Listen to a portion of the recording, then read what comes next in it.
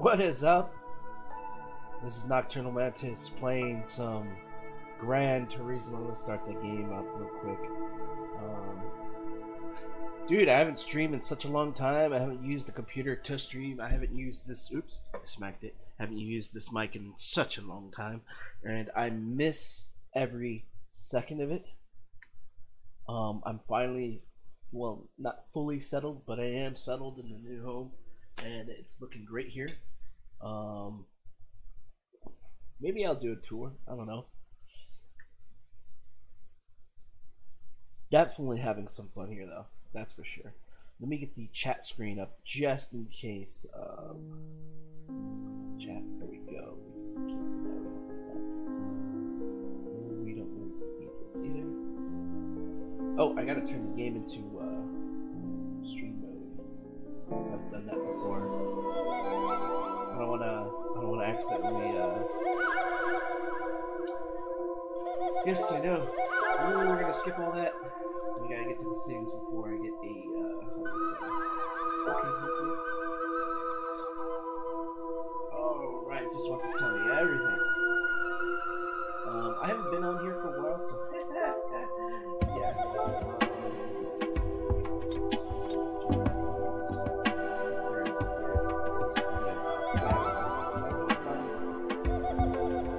Transmission. I was already on transmission. Okay. Position of my screen is a little off. Let me adjust that. So we're gonna go. We're gonna go do that right now. Yes, I'm getting Battlefield 5. Hopefully, some more of my friends do the same. Okay.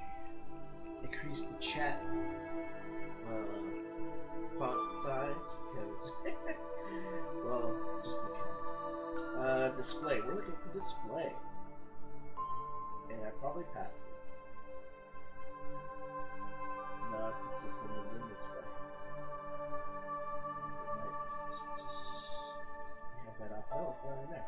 Ooh, I haven't messed with the display settings. I haven't messed with any settings whatsoever. Display area. We're gonna shrink it. Oh, okay. You see the. Let me adjust it though. On the same time, adjusting both. That way we're not all shrunken and shit. I think that's about right. I think it needs to move a little bit to the right. Let's see. My headset keeps on bumping the.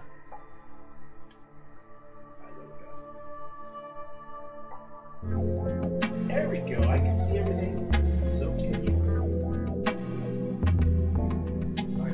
Some brand new car stuff. Close as possible.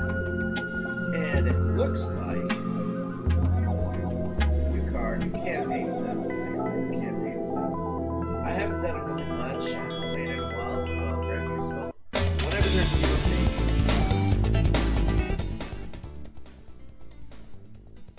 So whenever there's a new update, I definitely take the time to take a look at it.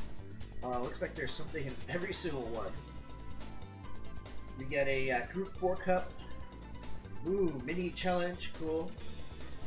Let's see what else. We got a Boxster Sprint Spirit. That's it. Ooh, that means we got a Porsche, a new Porsche. All Japan GT Car Championship. Turn my headphones on. You know, I got the AC going on. Let me turn it off because we're probably getting a lot of noise there. Oh no, fan. That I don't know. PlayStation screaming though. Alright. Let's see what else we got here. Oh, okay, Red Bull X 2014 National Cup. Nations Cup, I mean. If I did that again, hold on.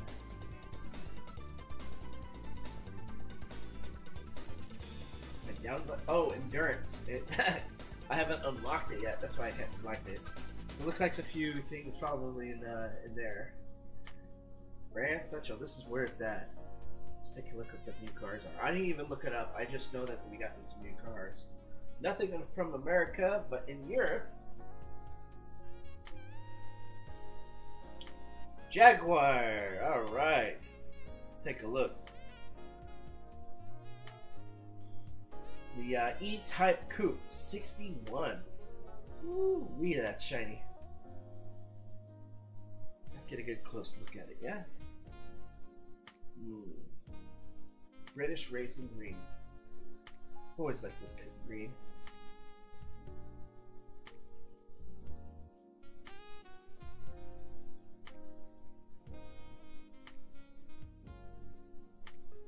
Take a look at the blinkers. Blink, blink, blink. It's looking good. Hopefully my audio is synced. Let's change the color. British Racing Green is not quite like green. I mean, I guess it looks green more in the sunlight than it does in the at night. Get a good angle. Get a side view. Sometimes the slow motion is a little annoying. Like, I want to see the side of the car. We saw nothing but the front.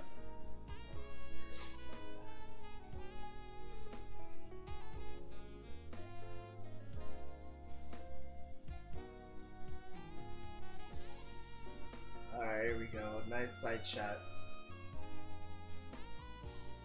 Nice. Give it a brighter color. Mist gray. I kind of like this one.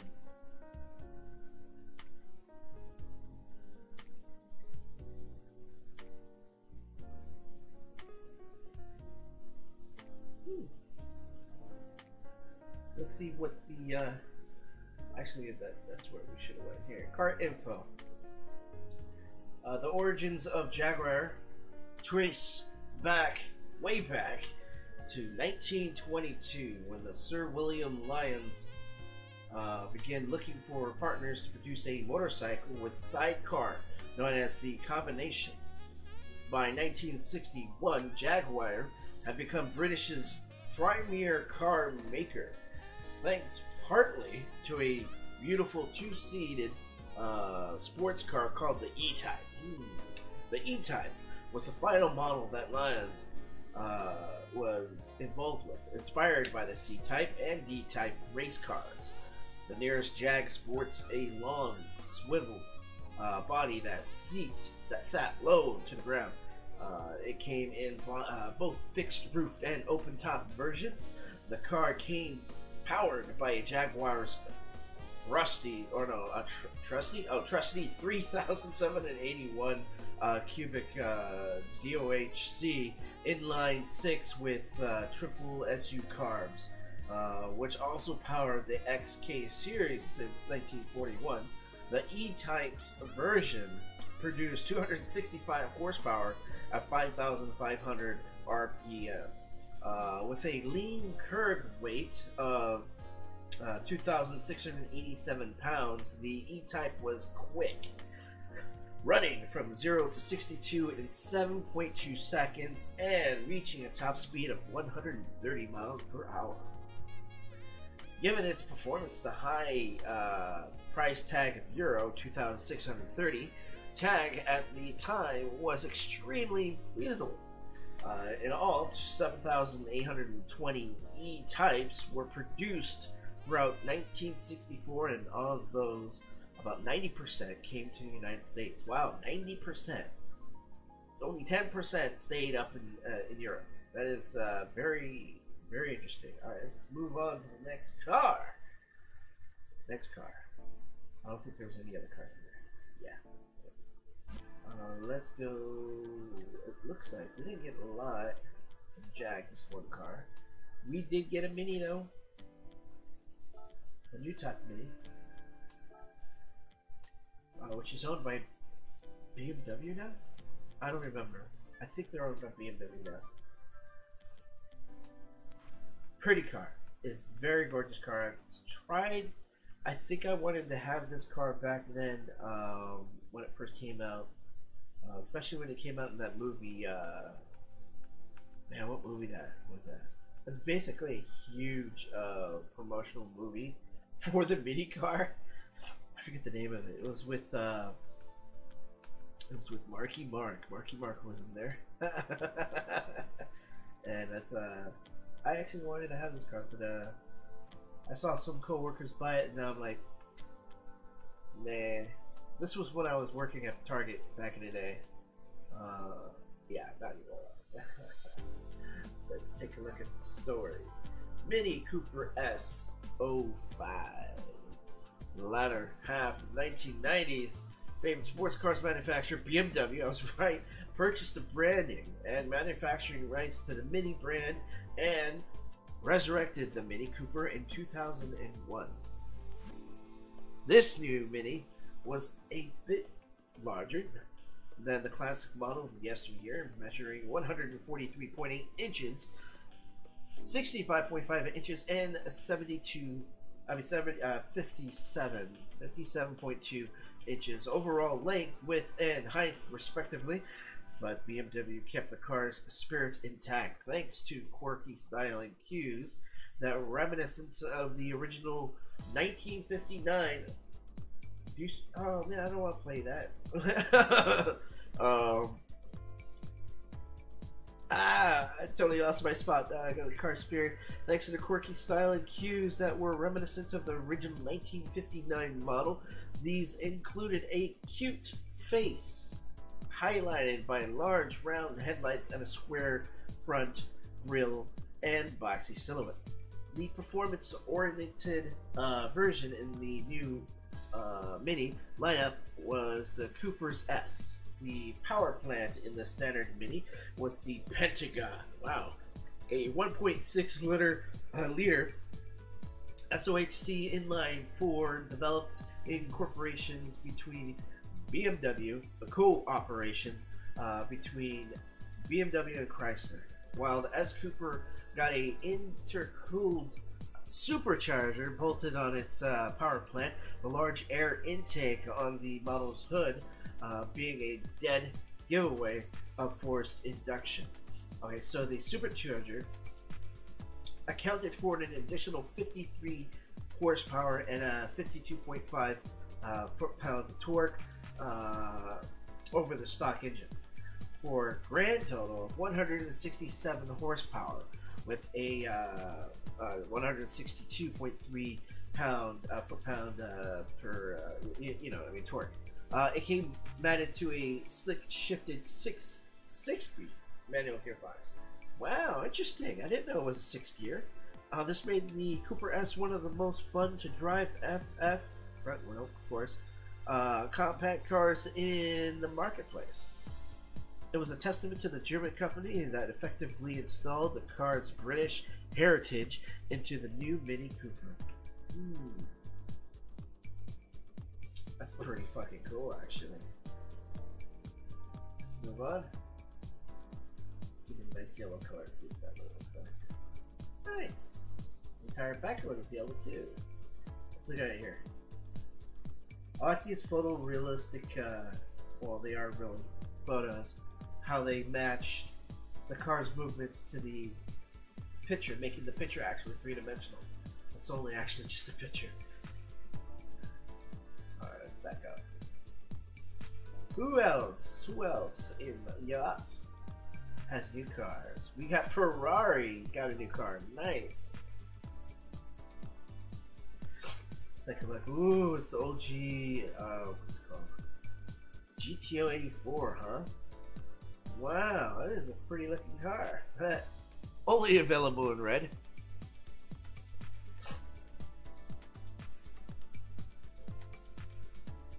Yeah, only available in red. Let's take a look at this sucker. A very pretty car. Kind of bulky than most Ferraris would normally be. I mean, at least it looks bulky to me. Man, look at those fog lights on the bottom. We have 4 of them.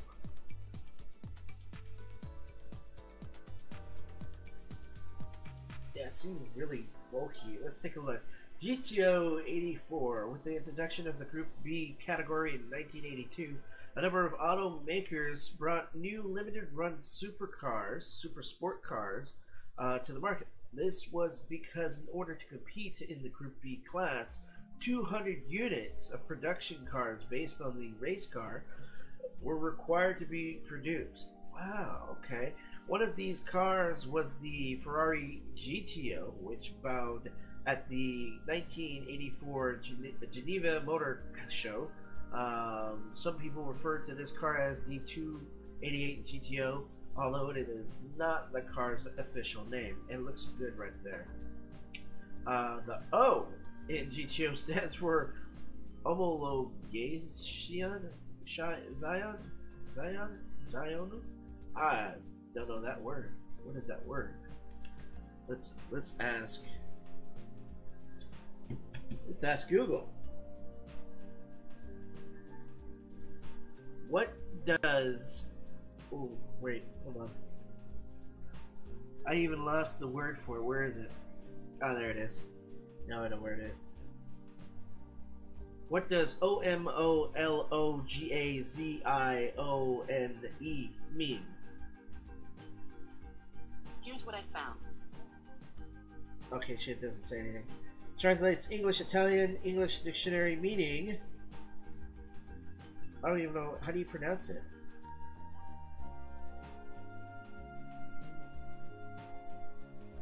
Type approval? I don't even know. Okay. How do you pronounce this word? homologazione? That's pronounced Homologazia, I guess. Cool. The Italian word for okay. Upon first glance, it is obvious that the GTO gets its styling cues from the classic 308 GTB, but despite their similar looks, the GTO was an entirely different beast altogether. Unlike the 308 GTB, it featured a longitudinally mounted engine, a 4.3 inches longer wheelbase, and the body panels made from carbon fiber and other lightweight materials. Leonardo Fioravanti, jeez, I'm sorry, dude, who was the Pininfarina at the time, pinned the exterior styling. See, I don't know French. I never took class. Probably should have. Flared front and rear fenders, additional fog lights, passenger lights in the nose, and a rear ducktail reminiscence of the 250 GTO. Three-line louvers gave the GTO a wonderful balance of aggressiveness and elegance. Power came from a revamped Lancia, really, LC2 engine, which was tuned from a naturally aspirated 3.0 liter to a twin turbocharged 2.6 liter, then later into a 2.8 liter. The maximum displacement allowed in Group B with 394 HP and a 365.9 feet-pound of torque on tap.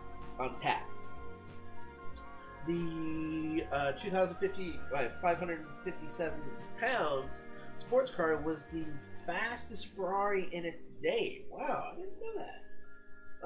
With a top speed of 189 miles per hour. Only 272 examples of the 288 GTO was manufactured, and it is never actually ran a race. Wow. The GTO eventually led to the development of the 288 GTO Evolazzi test vehicle, which in turn became the foundation of the now legendary F40. Oh wow. It does have the F40 aspect looks to it. Alright. Looks like I only own one Ferrari in there. Pagani. Automotive. Oh yeah. This was in the Zonda, yeah. Zonda R. This was in Gran Turismo 6, 5, and I think the 4 as well. Italian car manufacturer Pagani Automobile came to fame in 1999 when it introduced the Zonda, a very limited edition supercar for the extremely wealthy, and in the Giovanni Motor Show that year. The company founder and president Hiroshi Pagani, who once worked for Lamborghini and assisted in the design of the Countach anniversary model, set out to create a handmade machine that would surpass all others in performance and styling. And many would agree that he did just that with the Zonda.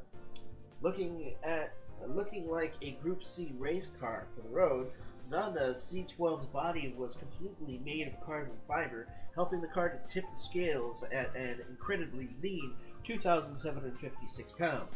Providing power was a mid-mounted AMG V12 engine that produced 388 horsepower. Due to that weight and power ratio, there were a few variations of the Zonda after its initial release, and this car, the Zonda R, was one meant strictly for the racetrack. Like the Ferrari FXX, in this version, the AMG V12 was tuned to produce 739 horsepower and a 523.6 foot-pound of torque, all managed by a 6-speed sequential gearbox. The car's wheelbase was lengthened and its track widened for track use.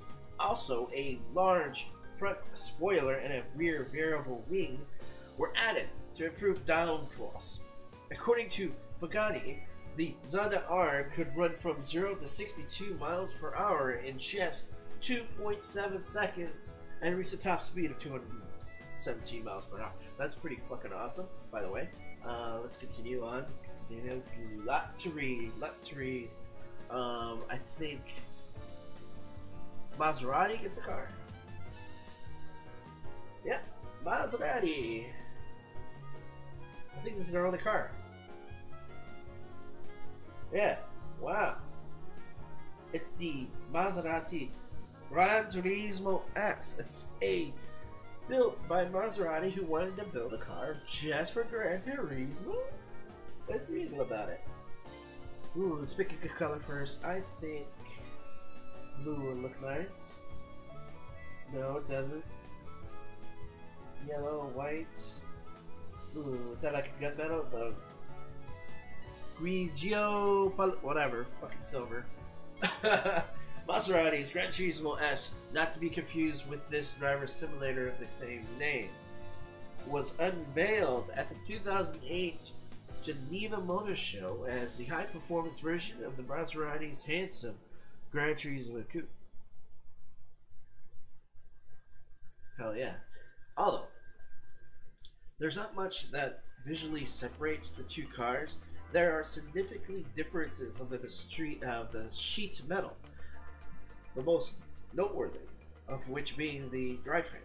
For starters, the displacement of the DOHC V8 in the Gran Turismo S was increased to 4,691 cc, compared to 500 cc more than the base car. Added to this revitalization power plant was a state-of-the-art semi-automatic gearbox dubbed the MC Shift.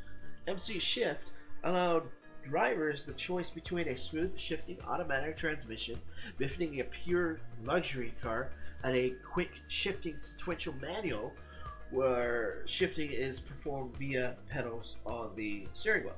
Cool. And because it was a transaxle, the gearbox mounted on the rear differential, the front rear weight distribution was drastically improved, making the Gran Turismo S a better handling machine. Sweet. Despite the two cars looking virtually identical, the Gran Turismo S possessed a more athletic nature than the base car, while still delivering the luxury and elegance that has made the Marquis famous for nearly 100 years. It's a pretty car, dude. How much? Only 167. Nice. Okay, I might buy this one. I might buy this one. Play with it. It's a fun looking car, dude. God, I would love to own that car in real life. Let's see what else. There is nothing else in Europe. But we're moving on to Asia. The Pacific Asia. Nissan, Honda, Subaru, and Lexus all have new cars. Let's go to Nissan. Nissan, what you got for me? Another... Ooh, an actual race car instead of a... instead of another GTR. Where are you? There you are. Zavani Nismo.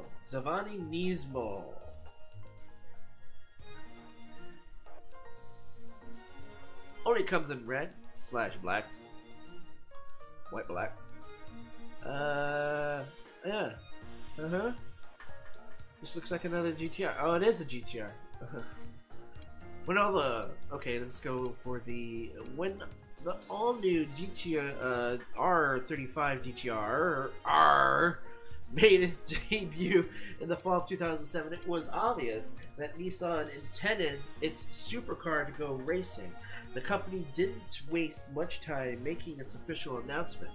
Only a month after the GTR went on scale, Nissan told the Japanese press that the new GTR would compete in the Super GT series, the most popular race series in Japan, perhaps all of Asia. Significantly developed with the 2019 vehicle regulations in mind, this race-ready Nissan GTR featured a innovative construction design that centered on the carbon. While in overall appearances was similar to that of a production GTR, the race car was a completely different animal. The engine was a 4.5-liter V8 based on the VK45DE. The power plant is the Fairlady Z GT race car from the previous year. It was responded to produce more than 493 horsepower. I have a feeling the fan's hitting the mic, so I'm gonna move it. Where was I? Shit, I lost where it was. Okay, in competition, the number 23 Zavani, I hope I'm pronouncing that, Zavani Nismo GTR, piloted by Satoshi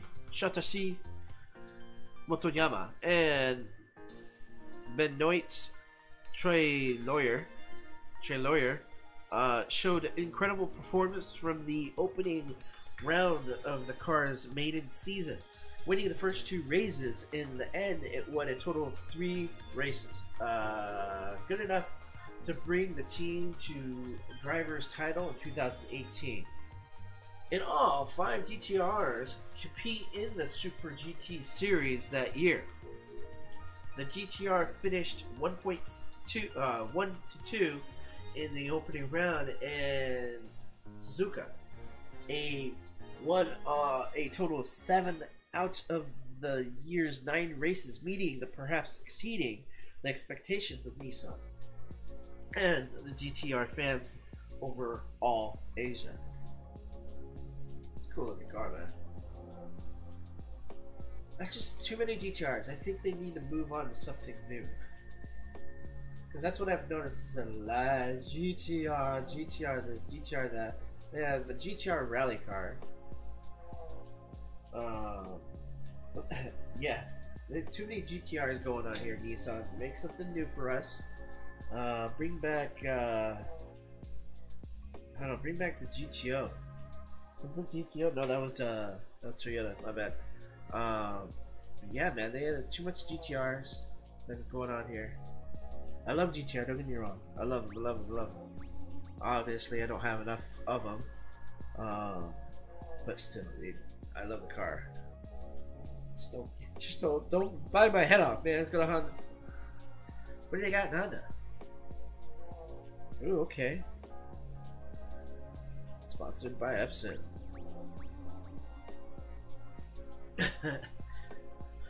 Epson NSX. Interesting. Like the color. Like the color. Ooh. I like the shark fin air intake. Heck yeah. Alright, the Super GT series has been the most popular touring car racing series in Japan. Even when it was operating under its former name, the JGTC, Japanese Grand Touring Championship, in 2007.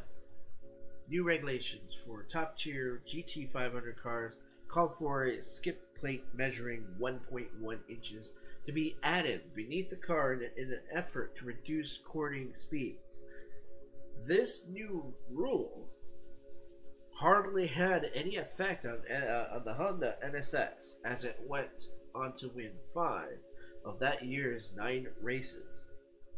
The following season, while the NSX teams were allowed to use the same successful chassis as the previous year, thanks to a regulation that required the main frame be used 2 years in a row.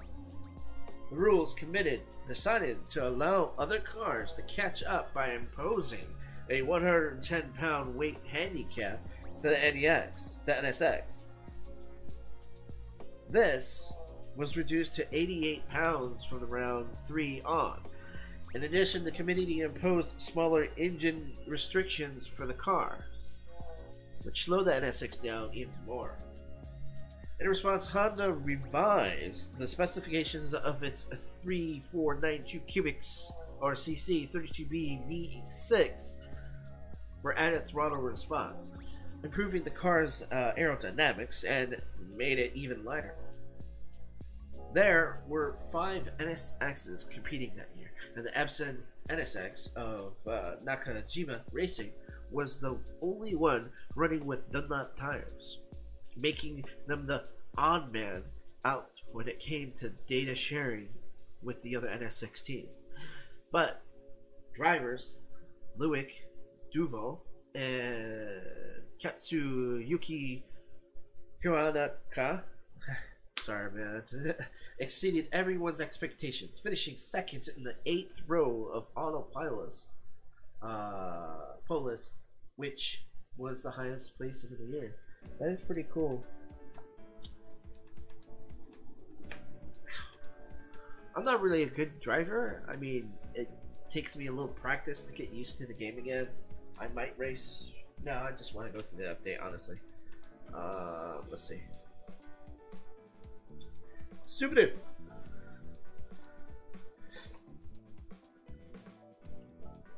Another Impreza. Okay.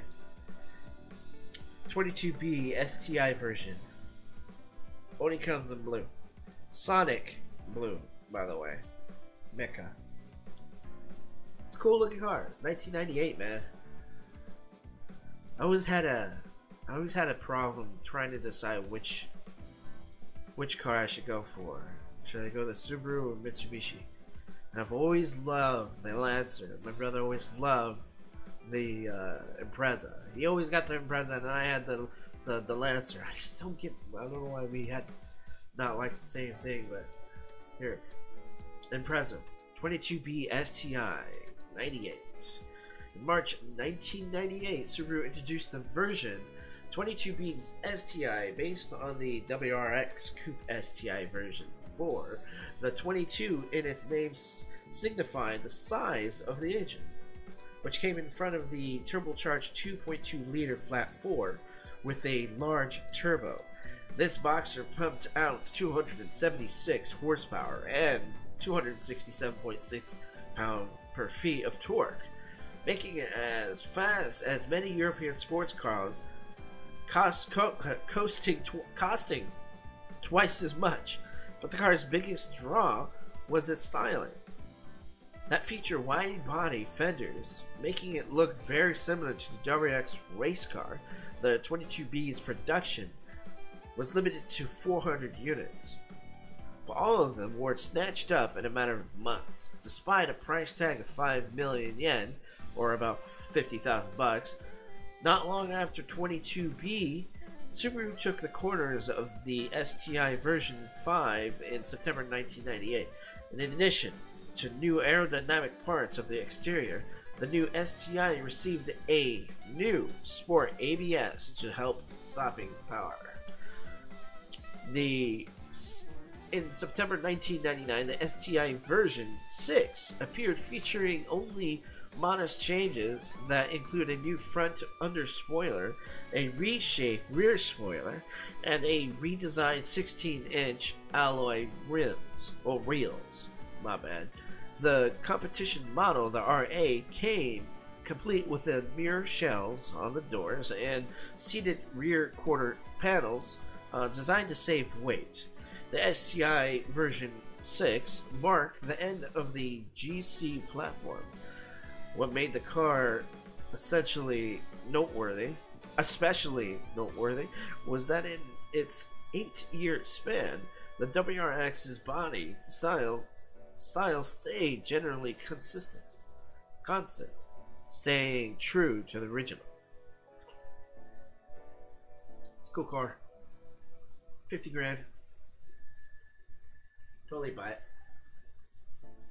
Won't hurt the bank much. I'm sure a lot of other players have a lot more than 1.6 million. Especially if someone plays a lot.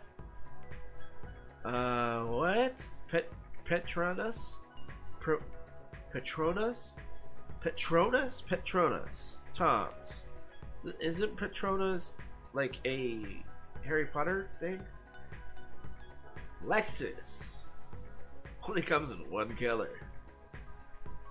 Let's take a look. In 2008, the Nissan GTR made its herald return to the Super GT series in Japan. As the GTR made the headlines, Toyota was quickly making significant improvements to its entry in Japan's most popular racing series, the SC430. The SC430 did not fare well in the Super GT series the previous year, and as it was aerodynamically inferior to the competition, the result of a compact body with front and rear overhangs that were too short to provide acceptable levels of downforce. However, for 2008, Toyota lightened the overhangs, giving the car much improved aerodynamics than the previous year. The result was a sleek, fast race car that flourished on high-speed race tracks.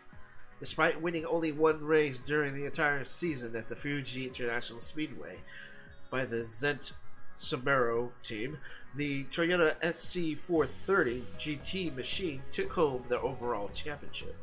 Thanks to the consistency of the Petronas Toms team, the combination of a good long-term strategy and a reliable, fast car proved to be the right formula in winning the series title that year.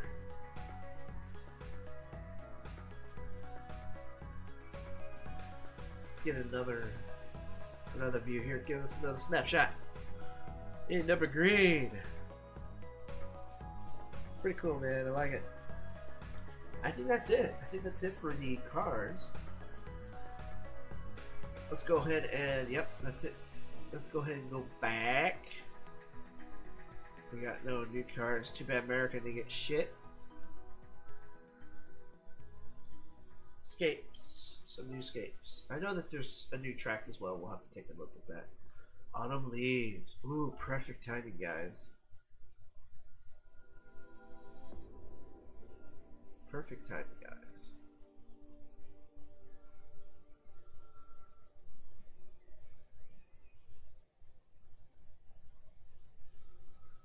Looks like it was all taken in the same area.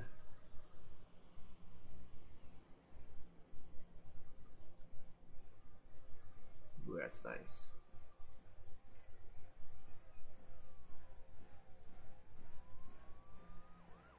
Oh, nice. Mounts. Equinox Skyline Drive.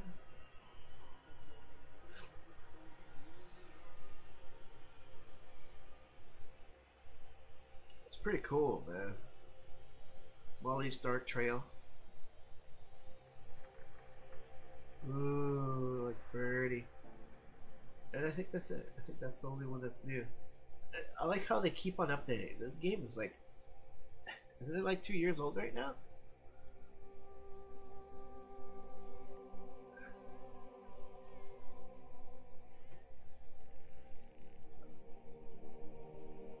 Let's see what's going on with the. Where would I go to see that? Home. Let's take a look at home.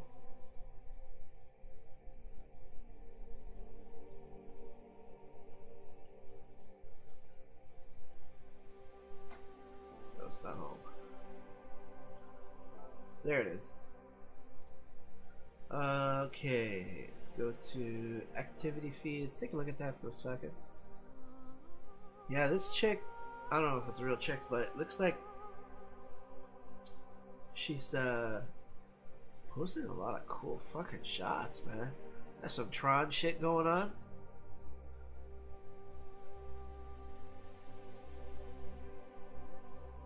Yeah, I bet she likes Tron. I can only guess. Is this really her right there? Cuts down on traffic? What do you mean? Oh, I get it. Roof driving. Manically locked into the ceiling. That's pretty cool, man. She makes some good pictures. Well, this guy made a good picture. Not bad. Lobster dust.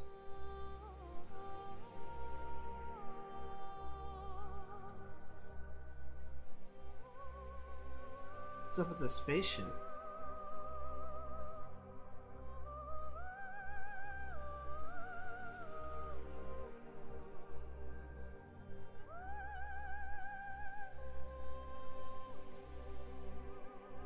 It's pretty cool, man. Wow, they got 200 follows. It's basically just. That's what's cool about Gran Turismo. I think it has like a social media type thing going on, but only for cars and pictures of the game. That's cool, man. Okay, notifications, update details. The updates were done on the 5th of November, so I'm a little late here. A week late here. Let's see. I think that's about it. Let's take a look at that track. I know there's a new track. New time trial. We'll take a look at a new track. We'll use my Best Buy sponsored car. What's the new track? They don't even mark it. God dang it. I don't even remember either. It's not the Dragon Tail, it's not Springs. No.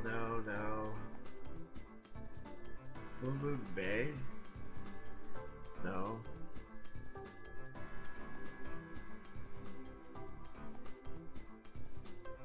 I should just look at the notes. Hey Google, what's the new racetrack in Gran Turismo Sport? Check out these results.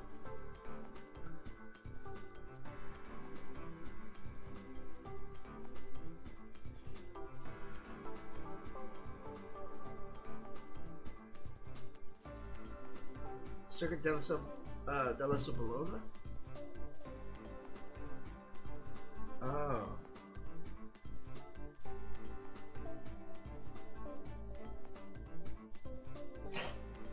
Apologize for the snort. You joking, right? I'm using my car. Manual, of course. I don't know if you can tell, but I work at Best Buy. Only seasonal.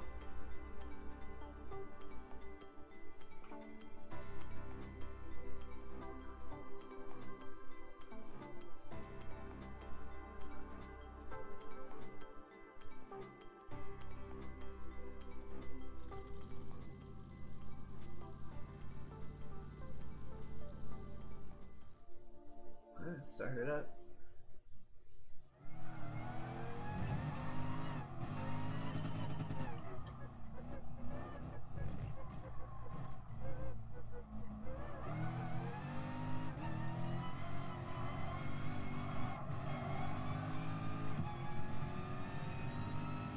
Turn up the volume on my headset.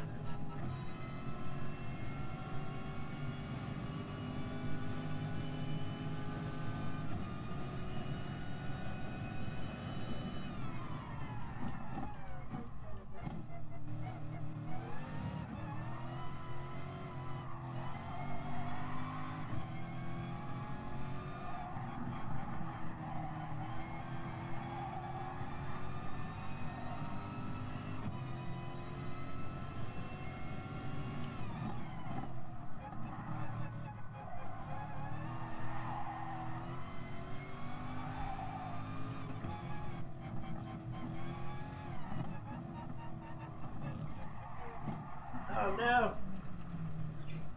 So I was adjusting my position. I wanted to be more in the middle of the TV.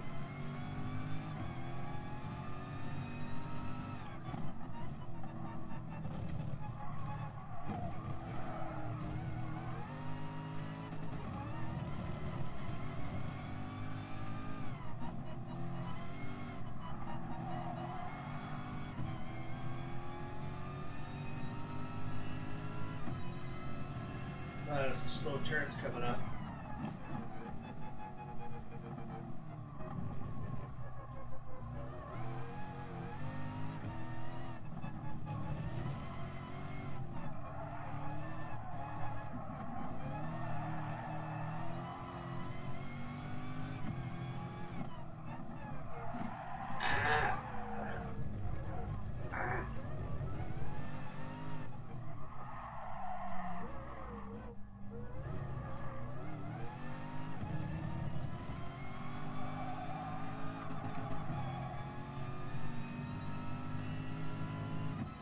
Track. We're doing a left.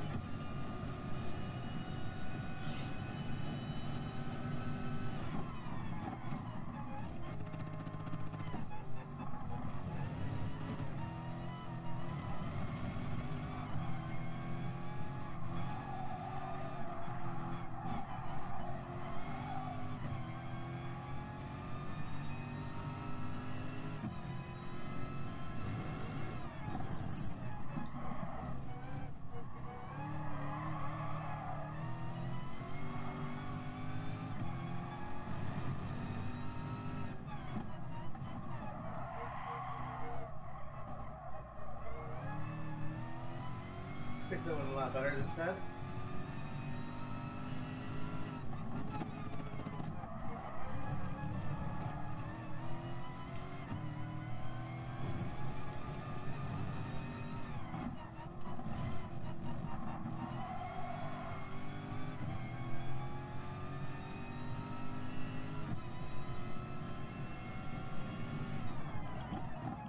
About a 5-second better speed time.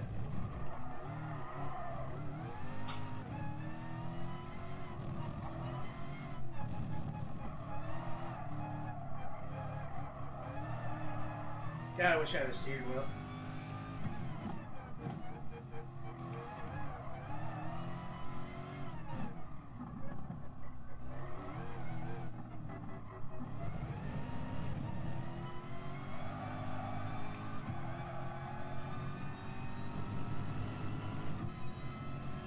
Well, 8 seconds. Oh, almost 8 seconds.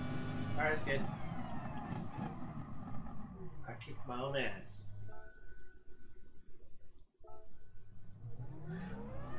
Let's get a good look at the track on a replay.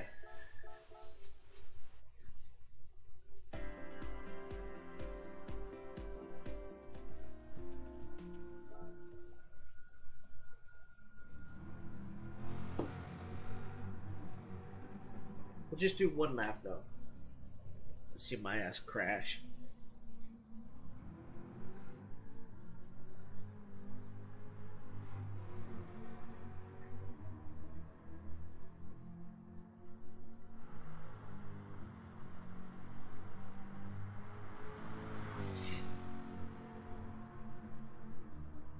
Alright, turn down the media on the phone. I just wanted to make sure that I'm streaming good.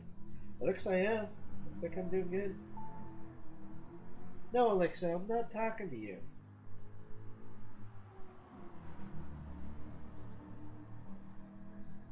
Looks. I thought by saying look with a x in the end will wake up Alexa. You're a bitch. They didn't respond. Alexa, tell me a joke.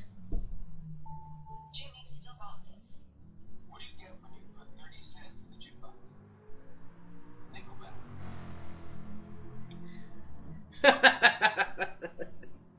Nickelback. Nice.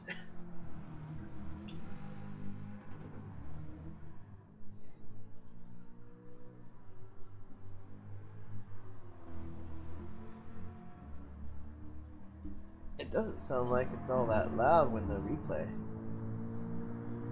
I ain't got no music in the replay either.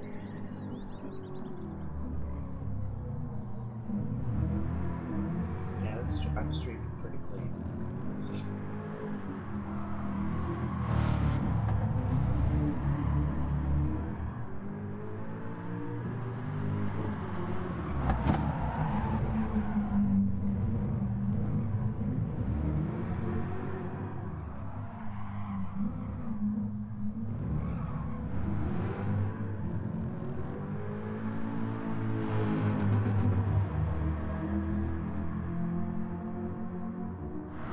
This is my way of taking a break, watching a replay.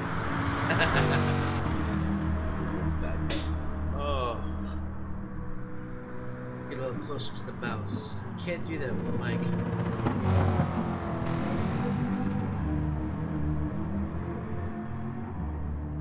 I think I'm gonna call it. I wanted to do this before I split. Someone subscribed to me about 4 months ago. The last person that subscribed to me. But I wanted to do this.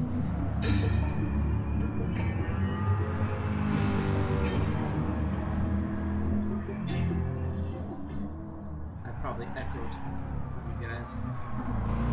What I should do is get the desktop audio. I didn't do it. I don't know if you guys heard it then. Well, of course you did. You heard it through the speakers. It's the mic, but not the actual. Go audio. Let me get feedback. Let me get that monitor complete. Output. That way you guys can see it. I'm gonna do it again. Now you get to hear it. Oh, shit, I got the volume all the way up.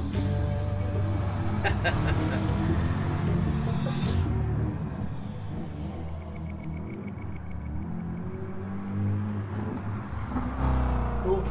Alright, so I think I'm gonna call it. Call it, and I think it's the end of the replay anyway. Yeah, by 14 seconds.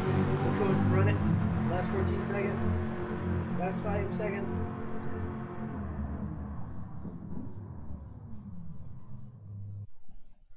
Awesome. Alright guys, I think I'm gonna call it. You guys have a good one. I do appreciate you stopping by. This is just a stream of the Gran Turismo update. My probably gonna play some more of something else. Maybe I'll stream again. Thanks guys, you have a good one. I'll see you in the next episode or whatever. Yeah. Adios, motherfuckers.